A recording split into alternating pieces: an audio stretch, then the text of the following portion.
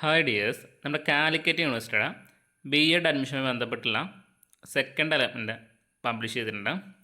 അപ്പോൾ എല്ലാ വിദ്യാർത്ഥികളും നിങ്ങളുടെ ക്യാപ് ഐ ഡിയും പാസ്വേഡും നൽകി ലോഗിൻ ചെയ്യാവുന്നതാണ്. അപ്പോൾ ഫസ്റ്റ് ഓപ്ഷനിൽ നിന്നും മാർക്ക് ലഭിച്ച വിദ്യാർത്ഥികൾ വീണ്ടും മാൻഡേറ്ററി ഫീ അടയ്ക്കേണ്ട ആവശ്യം വരുന്നില്ല. നിങ്ങൾക്ക് ഏത് കോളേജാണോ ലഭിച്ച് അവിടെ പോയി അഡ്മിഷൻ എടുക്കേണ്ടതാണ്. പിന്നെ സെക്കൻഡ് ഓപ്ഷനിൽ ആദ്യമായി ലഭിച്ച വിദ്യാർത്ഥികൾ മാൻഡേറ്ററി ഫീ അടയ്ക്കേണ്ടത് നിർബന്ധമാണ്. അതോടൊപ്പം തന്നെ നിങ്ങൾ പോയിട്ട് അവിടെ പെർമനൻ്റ് അഡ്മിഷൻ എടുക്കേണ്ടതും നിർബന്ധമാണ്. അപ്പോൾ നിങ്ങളത് എല്ലാവരും ശ്രദ്ധാപൂർവം ചെയ്യേണ്ടതാണ്. കാരണം നമ്മുടെ കാലിക്കറ്റ് യൂണിവേഴ്സിറ്റിയിൽ ബി.എഡിന് ആകെ കുറച്ച് സീറ്റ് അവൈലബിൾ ആയിട്ടുള്ളതെന്ന് നിങ്ങൾക്കും എനിക്കും എല്ലാം അറിയുന്നൊരു കാര്യമാണ്. അപ്പോൾ അതൊന്ന് ശ്രദ്ധിച്ച് വെച്ചിരിക്കുക. പിന്നെ നിങ്ങൾ ഓർത്തേക്കുന്ന മറ്റൊരു കാര്യം എന്ന് പറയുന്നത്, ഇതിൻ്റെ അഡ്മിഷൻ ലാസ്റ്റ് ഡേറ്റ് വരുന്നത് 10-ാം തീയതി 4 മണി വരെയാണ്. ഓക്കെ, മാൻഡേറ്ററി ഫീ ആയിട്ട് SC/ST വിദ്യാർത്ഥികൾക്ക് 155 രൂപയും മറ്റു വിദ്യാർത്ഥികൾക്ക് 610 രൂപയാണ്.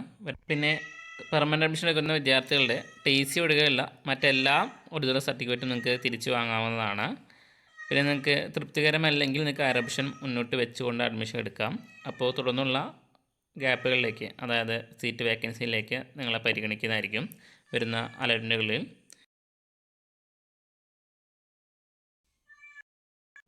പിന്നെ നിങ്ങൾക്ക് എഡിറ്റിംഗ് സൗകര്യം വരുന്നുണ്ട്.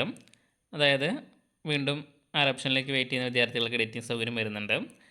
13-ാം തീയതി മുതൽ 15-ാം തീയതിയാണ് അതിൻ്റെ ഒരു ഡേറ്റ് കിടക്കുന്നത്, 5 മണി വരെ. അപ്പോൾ 1-ാം ഓപ്ഷൻ ലഭിച്ചവർക്ക്, അതായത് ഫസ്റ്റ് ഓപ്ഷൻ ലഭിച്ചവർക്ക് എഡിറ്റ് ചെയ്യാൻ കഴിയില്ല. അതുപോലെ ആ ഓപ്ഷൻ ക്യാൻസൽ ചെയ്തവർക്കും ഇവിടെ എഡിറ്റ് ചെയ്യാൻ കഴിയില്ല.